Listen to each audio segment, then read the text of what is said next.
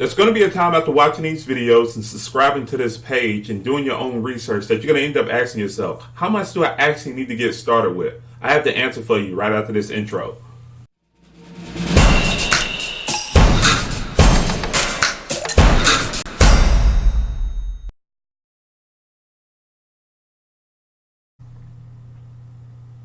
Hey, how you doing? This is Travis with Carter Cow Capital, providing you Forex training analysis to help you fight for your financial freedom. If at any point in time, if I provide value for you in this video, please consider subscribing and clicking on the like button and making sure that you end up clicking on the post notifications to make sure that you're up to date with everything that's going on with the community. Now, before answering that question, if you have not looked at the 10 things that you need to know before making your first trade, please watch that video. Because if you are not familiar with any of them 10 things, then you need to start trading with a demo account first and not think about trading with a live account. Now, in the show notes, I'm actually going to end up posting a link in the description above. So let me start off by saying this. Is there really a right answer? No. I'm sorry, it's the truth. However, there's a number that you can be able to use to take account of margin requirements and being able to use safe leverage that you can start with today. Will you be rich overnight by using this number? No.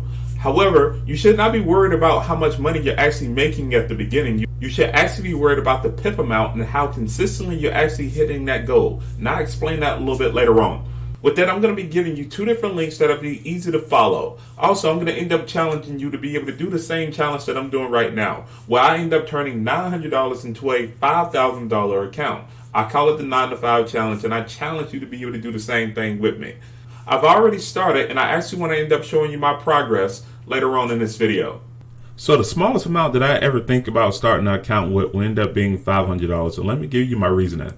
When you have a smaller account, in order to be able to grow it effectively, there are 3 things that you need to take under consideration. 1, what's your risk percentage on each trade and what's the stop? 2, what's the amount of margin that's being set aside for that trade? And 3, what are the pairs that you're primarily trading? With a $500 account and a maximum risk of 5% on each trade, and what I mean by 5%, that is the best setup that you will end up looking at. That means that you'll end up risking $25 per trade. Consequently, that means that you have to lose 10 trades in a row where you can potentially be margin called. So now let's look at our stop loss and how can it affect the actual lot size that we have. On the screen, you're looking at 2 different scenarios, both of them with the Aussie CAD. Let's say we go back with that $500 account size that we end up having. We're risking 5% on each trade. If we end up going with trade scenario A, then that means that our stop loss will end up being $50. Now, the dollar amount risk that we still have is still $25, but that means that we can raise our lot size up to 6 micro lots. All right. Consequently, with that $500 that we have in our account size, our broker will end up holding $124 just so we can be able to take that trade. Now, going down to the bottom scenario, we have the same scenario with $500 as our account size. We still have 5% risk. We're still only risking $25 on this trade. In this case, our lot size will end up being 3 micro lots. So what does this mean?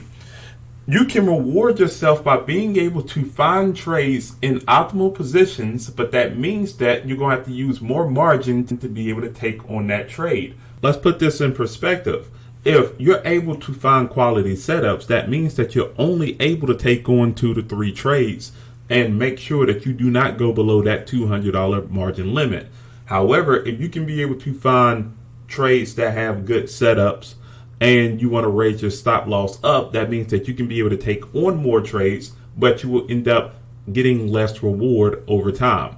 Now, all currency pairs are not the same when it comes down to margin requirements. If you look at the Aussie dollar, the Canadian dollar, and the New Zealand dollar, they have the lowest amount of margin that you have to have held inside of a trade. However, if you look at the euros and the pounds, what you'll end up noticing is it requires more margin to be held on being able to have at least 1 micro lot. So you have to be able to keep that in mind when you're taking on trades, and know that if you have a small amount in your account, then you probably would need to shy away from the pounds and the euros at least early, unless you're only going to take 1 trade with them and it's going to end up being a smaller lot size. Now, if you want to raise your lot size up, then you can start to look at more pairs like the Australian dollar, the Canadian dollar, and the New Zealand dollar, because it gives you a little bit more bang for your buck because you have a small account size. If you have a larger account size, then it really doesn't matter. You can be able to use all of the currency pairs, but you just have to keep in mind what type of margin number that you do not want to go below, so you can be able to add on to trades and be able to get out of trades without having to fear about being margin called. Now, let me show you how you can be able to get this done yourself. I'm going to show you based off of my metrics. Now, I'm starting off with a $1,000 account, and once again, I'm trying to have 20 or more quality setups, and I'm going after 50 pips on each one or more. Now, if I end up reaching 1,000 pips for the goal, then that means that I will end up making $200 based off of that account, just using a small lot size of 2 micro lots. Now, that's an average of 2 micro lots. Remember, if you end up finding quality setups, then that means that you can raise your lot size up. Now, if you end up replicating that and being able to get over 1,000 pips each month, then that means that in 9 months, you can be able to find, or in 9 months, you can be able to get to that level of $5,300. Now, once again, all you're doing is this compounding your winnings. Over time, we can be able to build our small cap accounts into larger accounts. And then after that, your percent gain in your account growth will end up exploding over time. Just to be able to show you that I'm practicing what I'm preaching, I actually end up starting off, or last month, I actually ended up profiting $279. And I actually ended up depositing $131 inside of my account. Me personally, I ended up doing very well on the pound New Zealand dollar. I think I ended up having 300 pips on just that movement early at the beginning of the month.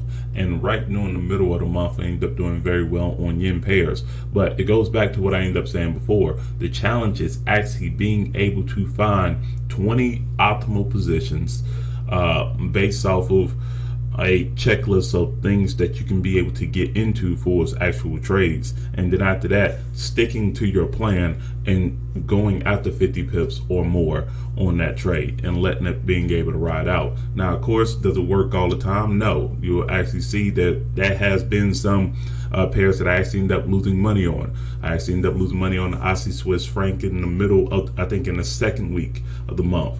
I actually ended up losing on my last trade, which was Swiss yen. The only reason why I ended up losing on the Swiss yen last month was because I didn't move my stop loss higher than what it was supposed to be. I actually ended up hitting my stop loss number, and then after that, it went down and hit the target.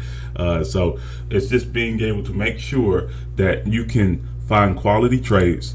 Once you end up finding them quality trades, being able to have a certain strategy and having a certain plan of how you're going to end up trading it and sticking to that plan.